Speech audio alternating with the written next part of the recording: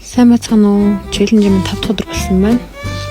Өнөөдөр орой олондоо бөөрнх мөхтэй спагетти хийлээ. Тэгсэн чинь бөөрнх махаа ихтэй талах өндөггүй бөөрнх хэлчихсэн. Барсалт нь уулчжээ. Болох хэвээр талан задарчлаа. Гэтэ зүгээр шүү дээ. Спагетти ч угаасаа л татсан махтай байт юм чаа. Гэтэ амт нь л өстой гоёсон. Хөрвөр магтаад л идэв. Жохон гүнж хүртэл амар дуртай ийцсэн. Жохон гүнжиж байгаа бичлэгийн төгсгөл хэсэгтэй байна шүү дээ.